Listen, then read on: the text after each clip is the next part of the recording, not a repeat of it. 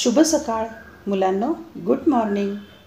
मराठी युवक भारती इयत्ता 12वी या पुस्तकामधील भाग क्रमांक 3 घटक कथा साहित्य प्रकार त्याचा परिचय आपण घेणार आहोत. आणि यामध्ये उपघटक अभ्यासायचे आहेत. प्रस्तावना, कथा म्हणजे काय, कथेची पूर्वपीठिका, कथेचे घटक, कथेची वैशिष्ट्ये, कथेचे सादरीकरण आणि समारोप. चला तर आपण कथा हा साहित्य प्रकार प्रकट वाचनाच्या माध्यमातून समजावून घेऊ. भाग 3 कथा साहित्य प्रकार परिचय. कथा या वाङ्मय प्रकाराला दीर्घ परंपरा लाभली आहे. श्रवणीयता, मनोरंजन व प्रबोधन ही कथा या वाङ्मय प्रकाराची उल्लेखनीय वैशिष्ट्ये आहेत. हा वाङ्मय प्रकार समजून घेण्यासाठी कथेची पूर्वपीठिका, घटक, वैशिष्ट्ये, सादरीकरण यांची माहिती दिली आहे. कथेच्या अभ्यासातून भाषिक कौशल्ये विकसित होतात, तसेच व्यावसायिक संधीही उपलब्ध होतात. कथा या साहित्य प्रकाराचा परिचय व्हावा या हेतूने प्रस्तुत विवेचन केले आहे. प्रस्तावना. मनुष्य आपले अनुभव व कल्पना जेव्हा दुसऱ्याला सांगू लागला तेव्हाच त्यांची गोष्ट झाली आणि त्यातून कथेचा जन्म झाला. कथा या शब्दाचा शब्दशः अर्थ गोष्ट, कहाणी, हकीकत, वर्णन असा आहे. लक्षवेधी, सोप्या, सुटसुटीत आणि रसाळ शब्दात पूर्वी गोष्ट सांगितली जात असे. या श्रवण गोष्टीतून मनोरंजन व अप्रत्यक्षपणे बोध देण्याचा प्रयत्न होत असे. मौखिक परंपरेतून सुरू झालेल्या व लिखित स्वरूपात स्थिरावलेल्या कथा या वाङ्मय प्रकाराला उत्तरोत्तर लोकप्रियता लाभत गेली. कथ म्हणजे सांगणे, निवेदन करणे. कथ या मूळ धातूपासून कथा हा शब्द रूढ झाला आहे. भारतात कथा या साहित्य प्रकाराला फार मोठी परंपरा आहे. कथा म्हणजे प्रारंभी एखादी शिकवण देण्यासाठी, बोध देण्यासाठी कथालेखन केले गेले. नंतर मनोरंजन करण्यासाठी किंवा एखादा विचार, भावना, चित्ताकर्षक घटना वाचकांपर्यंत पोहोचवण्यासाठी कथा लिहिल्या जाऊ लागल्या. कथेत घटना असतात, कथानक असते, तिच्यात पात्रे असतात, स्थळ, काळ, वेळ यांचाही उल्लेख कथेत असतो. कथेच्या विषयानुसार तिच्यात विशिष्ट वातावरणही असते आणि समर्पक अशी निवेदन शैलीही असते. कथेतील पात्रांच्या परस्पर संबंधातून निर्माण झालेले ताणतणाव, संघर्ष, गुंतागुंत ही कथेत असते आणि या सर्वांचा एक उत्कर्ष बिंदूही असतो कथेत, क्लायमॅक्स. अर्थात या सर्व घटकांनी युक्त अशा कथेला समर्पक शेवटही असतो. तसेच एक सुयोग्य आणि उत्तम शीर्षकही असते. थोडक्यात सांगायचे तर कथा म्हणजे एका विशिष्ट स्थलकाली पात्रांच्या परस्पर संबंधातून घडलेल्या घटनांचे एखाद्या विशिष्ट हेतूने केलेले उत्कंठावर्धक चित्रण म्हणजे कथा. अर्थात प्रत्येक कथेत हे सर्वच घटक असतीलच आणि त्यांचे प्रमाणही सारखे असेल असे म्हणता येणार नाही. एखाद्या कथेत पात्रांना प्राधान्य असेल तर एखाद्या कथेत प्रसंगांना. कधी लेखकाचा दृष्टिकोन अधिक महत्त्वाचा असू शकतो तर कधी कथा निर्मितीचा हेतू लक्षात घेऊन लिहिली जाऊ शकते. तीच गोष्ट विचारांची आणि भावनांचीही असू शकते. थोडक्यात कथा म्हणजे केवळ प्रसंगांचे वर्णन नव्हे, केवळ व्यक्तींचे चित्रण नव्हे, निव्वळ दृष्टिकोन किंवा एकाच विचाराचा परिपोष नव्हे, तर कथा म्हणजे पात्रे, प्रसंग, संघर्ष, गुंतागुंत वातावरण, विचार, भावना, निवेदन शैली अशा सर्वांचे एक सुसंघटित प्रकटीकरण होय. कथेची पूर्वपीठिका. 1890 श्रेष्ठ कादंबरीकार ह. ना. आपटे यांनी करमणूक या साप्ताहिकाची सुरुवात केली. या साप्ताहिकातून त्यांनी दैनंदिन जीवनाशी संबंधित साध्या व हृदयस्पर्शी कथा प्रकाशित केल्या. पुढे कथेच्या स्वरूपात कालानुरूप बदल होत गेले. आशय आणि अभिव्यक्तीत परिवर्तन होऊन कथा सामर्थ्यवान झाली. अधिकाधिक विषयांना स्पर्श करत ती बहुआयामी होत गेली. लेखन तंत्रातही प्रयोग झाले. त्यानंतर ग्रामीण कथा, दलित कथा यांनी कथा वाङ्मयाला समृद्ध केले. स्त्री शिक्षणाच्या प्रसाराचा प्रभाव साहित्यावरही झाला. स्त्रियांचे अनुभव कथेच्या माध्यमातून व्यक्त होऊ लागले.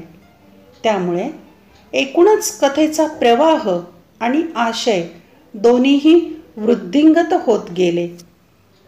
अशी ही जीवनाचे विविधांगी दर्शन घडवणारी कथा आजही वाचकांना आकृष्ट करत आहे. कथेचे घटक. 1. कथा बीज. कथाकार त्याच्या प्रतिभाशक्तीने एखाद्या घटनेत वास्तवाचे व कल्पनेचे रंग भरतो. हे करताना तो निसर्ग, समाज, सांस्कृतिक संदर्भ, वातावरण इत्यादी घटकांचे सहाय्य घेतो. या सर्व घटकांच्या मदतीने घटना मालिकेचे कथात्म साहित्यात रूपांतर होते. म्हणून कथेत घटना हा महत्त्वाचा भाग ठरतो. कथेत या मूळ घटनेलाच कथा बीज असे म्हणतात. 2. कथानक. कथानकात घटना, प्रसंग, पात्रांच्या कृती, स्वभाव वैशिष्ट्ये, वातावरण इत्यादींचे तपशील हळुवारपणे उलगडत जातात.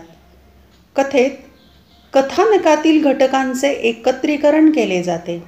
या एकत्रीकरणातून कथेची मांडणी आकाराला येते. हे कथानक उलगडताना त्यातील प्रवाहीपणही जपले जाते. कथाकाराच्या मनात कथेच्या अनुषंगाने निर्माण झालेला भावाशय वाचकांपर्यंत पोहोचवण्यासाठी कथन करणे हे कथानकाचे प्रयोजन असते. 3. पात्रचित्रण. पात्रचित्रण हा कथेचा महत्त्वपूर्ण घटक आहे. पात्रचित्रणातून कथेचा आशय पुढे पुढे जात राहतो. कथाकार एखाद्या पात्राची वृत्ती, कृती, उक्ती, भावना, विचार, कल्पना, संवेदना, जीवनदृष्टी, जीवनपद्धती इत्यादींच्या चित्रणातून त्या व्यक्तीची शब्दरूप प्रतिमा तयार करत असतो. या शब्दरूप प्रतिमेला पात्र असे म्हणतात. कथेतील पात्रांना वास्तवातील माणसांप्रमाणे रेखाटले जाते. म्हणून वाचकांची त्या पात्राशी जवळीक साधली जाते. ही पात्रे कथाकाराची स्वनिर्मिती असते. 4. वातावरण निर्मिती. कथेला स्थळ, काळाबरोबरच सामाजिक, भौगोलिक, सांस्कृतिक, राजकीय इत्यादींनी युक्त वातावरण असते. या वातावरणाचा वाचकांवर परिणाम होऊन तो कथानकाशी एकरूप होतो. वातावरणाचा पट जितका सघन तितकी कथा सकस होते. 5. नाट्यमयता किंवा संघर्ष. कथेत चांगल्या वाईटाचा संघर्ष असतो. त्यातूनच नाट्यमयता निर्माण होते. या संघर्षातूनच कथा उत्कर्ष बिंदूपर्यंत पोहोचते. कथेत प्रत्येक वेळी संघर्ष किंवा नाट्य हे वाईट घटनांचेच असते असे नाही, तर आनंद आणि सुखात्मिक घटनातूनही नाट्यमयता निर्माण होते. कथेच्या शेवटी कथेतील अनुभवांचा, घटनांचा उत्कर्ष बिंदू नाट्यपूर्ण रीतीने साधता येतो. पण तरीही कथानकाच्या ओघात स्वाभाविकपणे झालेला शेवट वाचकाला आकर्षित करतो. 6. संवाद. कथेतील संवाद हे चटपटीत, आकर्षक, वाचकाच्या भावविश्वाला स्पर्श करणारे आणि कथानकाला प्रवाही ठेवणारे असतात. पात्रांच्या स्वभावधर्मानुसार व परिस्थितीजन्य घटकांनुसार संवाद लिहिले जातात. या संवादात लय व आंतरिक संगती महत्त्वाची असते. संवादातून रसनिर्मिती आणि रसपरिपोष होत असतो. अर्थपूर्ण संवाद कथेला वेगळी उंची प्राप्त करून देतात. 7. भाषाशैली. कथानक भाषेच्या मदतीने साकार होत असते. कथेतील पात्रांच्या स्वभाव वैशिष्ट्यांनुसार व कथेतील वातावरणानुसार भाषेची योजना केली जाते. कथाकार त्याचा दृष्टिकोन आणि त्याची अनुभव घेण्याची पद्धत यानुसार कथेचे भाषारूप आणि शैली विशेष निश्चित होत जातात. कथा लिहिताना साधारणतः प्रमाण भाषा आणि बोलीभाषा यांची सरमिसळ केली जाते. तसेच कथा पूर्णपणे बोलीभाषेतही लिहिली जाते. वरील घटकांशिवाय प्रारंभ, मध्य आणि शेवट असे कथेचे सर्वसाधारणपणे 3 टप्पे मानले जातात. कथेची सुरुवात कधी विरोधाभासातून, कधी पात्रांच्या परस्पर विरोधी भूमिकातून, तर कधी परिस्थितीजन्य प्रसंगातून होत असते. ही सुरुवात जितकी नाट्यपूर्ण, तितकी उत्कट, तितकी वाचकांची उत्कंठा अधिक तीव्र होते. ही उत्कंठा कथेच्या शेवटपर्यंत कायम राखली जाते. कथेच्या रचनाबंधाला त्यामुळे सौंदर्य प्राप्त होते. कथालेखनात कथेच्या वरील घटकांबरोबरच शीर्षकाचे महत्त्व सुद्धा अनन्यसाधारण आहे. सूचक व अर्थपूर्ण शीर्षक कथेचा आशय उलगडण्यास मदत करते. कथेची वैशिष्ट्ये.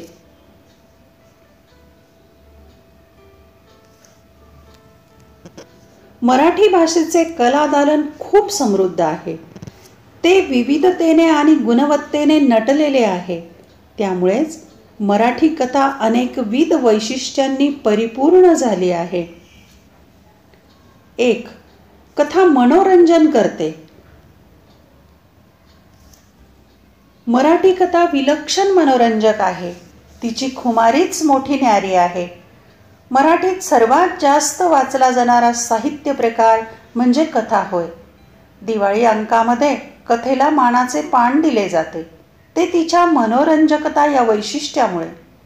आबालवृद्ध कथा सांगण्याचा आणि ऐकण्याचा आनंद मनमुराद लुटतात तो तिच्या या मनोरंजकतेमुळेच.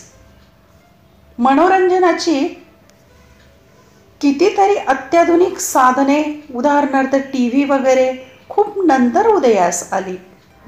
पण पहिला मान कथेचाच. कथा सर्वांनाच हवीहवीशी वाटते. याचे कारण तिच्या मनोरंजकतेत दडले आहे. मुले तर गोष्ट सांगण्यासाठी भंडावून सोडतात. मोठी माणसेही याला अपवाद नसतात. माणूस गोष्टीवेल्हाळ झाला तो तिच्या मनोरंजकता या वैशिष्ट्यामुळेच. 2. कथेमुळे सुसंस्कार होतात.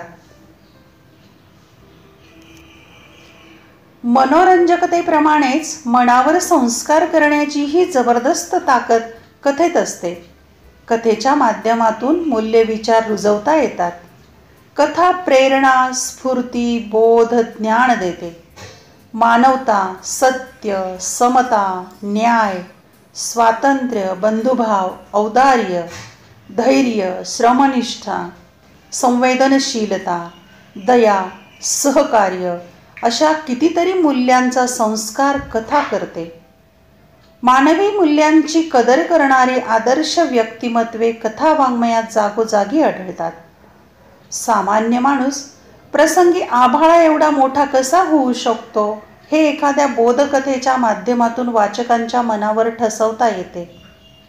या संस्कार क्षमतेच्या वैशिष्ट्यांमुळेच तर कथेतून सद्गुणांचे पाथेय देता येते. 2. 3. कथा वाचकांची उत्कंठा वाढवते. कथा वाचताना अनेकदा आता पुढे काय होणार अशी उत्सुकता वाचकाच्या मनात निर्माण होते. त्याच्या मनात जिज्ञासा जागी होते, कारण कथानक वाचकाला खिळवून ठेवणारे असते. कथेतील पात्रे आणि प्रसंग यांची गुंफण अशा कौशल्याने केलेली असते की वाचक त्यात तल्लीन होऊन जातो. वाचकाला वर्तमानातून भूतकाळात घेऊन जाणे आणि पुन्हा वर्तमानात आणणे अशा फ्लॅशबॅक लेखनशैलीमुळे कथा उत्कंठावर्धक होते. या दृष्टीने पाठ्यपुस्तकातील शोध ही कथा एकदा वाचा. त्या कथेतील आकस्मिक वळणे, नाट्यमय प्रसंग, कथेचा अनपेक्षित शेवट या सर्वांमुळे उत्कंठा शेवटपर्यंत कशी टिकून राहते हे तुमच्या लक्षात येईल. 4. कथा एककेंद्री असते. अनुभवाचे, रचनेचे एककेंद्रित्व हे कथेचे वैशिष्ट्य आहे. कादंबरी वा नाटकाप्रमाणे ती बहुकेंद्री नसते. कथेतील प्रसंग, पात्रे, वातावरण मर्यादित असते. म्हणूनच ती लहान असते, लघु असते, ती पसरट नसते. तिचे स्वरूप स्फुट, छोटे असते. 5. कथा भूतकाळात लिहिली जाते. सर्वसाधारणपणे कथा भूतकाळात लिहिली जाते. कथेत होऊन गेलेल्या घटनांविषयींचे निवेदन असते. उदाहरणार्थ, एक होते गाव, तिथे एक दानशूर माणूस राहायचा. ही अशी वाक्यरचना सर्वसाधारणपणे कथेत आढळते. कथेत एखादी हकीकत असते, घडून गेलेले प्रसंग असतात, त्यांचे वर्णन असते. त्यामुळे आपोआपच कथालेखनासाठी भूतकालीन निवेदन शैली वापरली जाते. 6.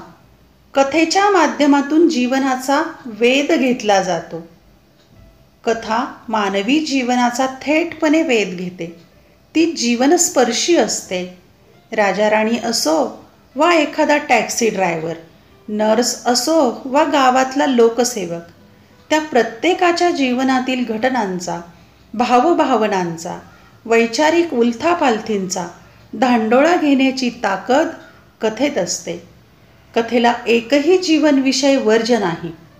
बालपणी काऊचिऊच्या रूपाने मानवी जीवनात प्रवेश करणारी कथा आयुष्यात ठाण मांडून बसलेली असते. जीवनाचा वेध घेण्याचे हे वैशिष्ट्य कथेची खासियत आहे. 7. श्रवणीयतेमुळे कथेचे सादरीकरण करता येते. सादरीकरण म्हणजे सादर केले जाणे, सांगणे, कथन करणे. कथा सादर केली जाते. कथामाला, बालकमेळावे, बालसाहित्य संमेलने इथे आवर्जून अशा कथा सांगितल्या जातात. नाटके, कादंबऱ्या, निबंध वा लेखसंग्रह यांचे कथन फारसे होत नाही, पण कथाकथन मात्र घरोघरी, शाळांमध्ये, साहित्यविषयक कार्यक्रमांमध्ये नित्यनेमाने घडत असते. कथा सांगणाऱ्याने ती मनोभावे सांगणे आणि ऐकणाऱ्याने ती एकचित्ताने ऐकणे ही सांस्कृतिक देवघेव पूर्वी होत होती, आज होत आहे, उद्याही होत राहील. कथेचे सादरीकरण. कथेचे सादरीकरण ही एक कला आहे आणि योग्य प्रयत्नाने ही कला साध्य होऊ शकते.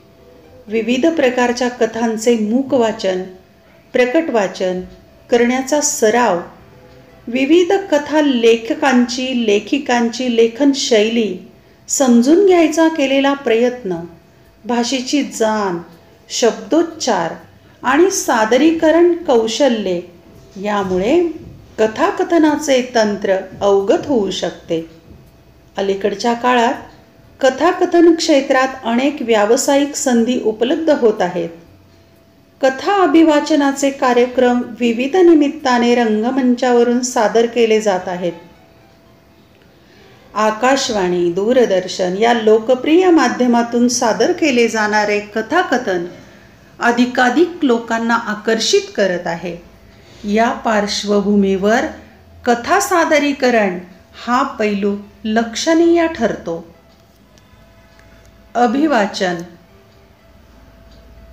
अभिवाचनामुळे कथा श्रोत्यांपर्यंत योग्य प्रकारे पोहोचण्यास मदत होते. कथेचे अभिवाचन एकाच वेळी जर अनेकांकडून केले गेले तर आवाजाचा एकसुरीपणा टळतो. संवादातील चढ उतार, चटपटीतपणा, शब्दफेक यातील विविधतेचा आनंद श्रोत्यांना मिळतो.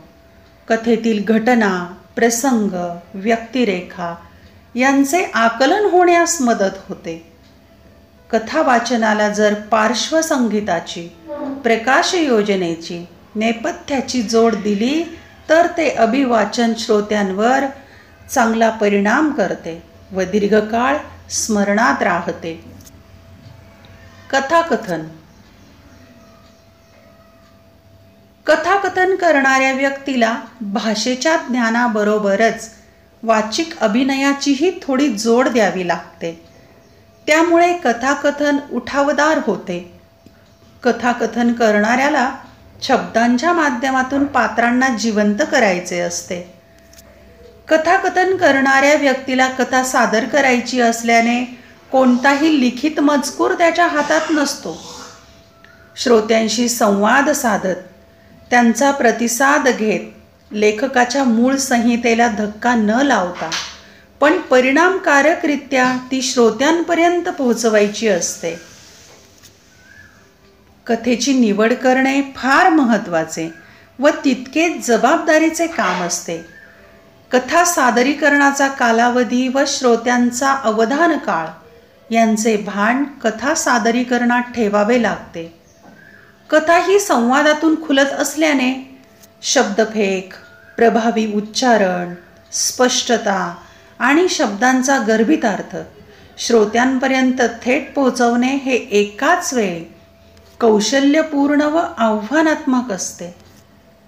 कथेच्या सादरीकरणाला तंत्रज्ञानाची जोड देऊन सामाजिक संपर्काच्या माध्यमातून आज कथा वाचकांसमोर येते. समारोप. मौखिक परंपरेपासून सुरू झालेला कथेचा प्रवाह आजही सक्षमपणे खळाळता राहिला आहे. आजही मनोरंजन आणि नित्य नूतन अनुभव देण्याची कथेची क्षमता टिकून आहे. कालानुरूप कथेचे विषय, आशय आणि अभिव्यक्ती बदलत गेली, परंतु ती समाजाशी व संस्कृतीशी बांधील राहिल्याने लोकप्रिय राहिली. वाचकांना कथा वाचनाचा आनंद साप्ताहिके, मासिके व दिवाळी अंकांपासून ते सामाजिक संपर्क माध्यमे या सर्व माध्यमातून मिळतो. भाषा सौंदर्य, आशय सौंदर्य, अभिव्यक्ती विशेष, सादरीकरण, मनोरंजन आणि बोध या विशेषांमुळे कथा आजही लोकप्रिय आहे. धन्यवाद. व्हिडिओ आवडल्यास चॅनल सबस्क्राईब करा, व्हिडिओ लाईक करा, कमेंट करा, शेअर करा, बेल आयकॉन दाबा म्हणजे मी नवनवीन व्हिडिओ जसं पोस्ट करेल ते नोटिफिकेशन तुम्हाला मिळेल. माझ्या चॅनलला जरूर भेट द्या आणि आणखी कोणत्या प्रकारचे व्हिडिओ, कोणता टॉपिक तुम्हाला हवा आहे हे जर तुम्ही सांगितलं कमेंटमध्ये तर मी ते नक्की तयार करेल. तुमच्या अडचणी सोडवण्याचा मी प्रयत्न करेल. शुभेच्छा.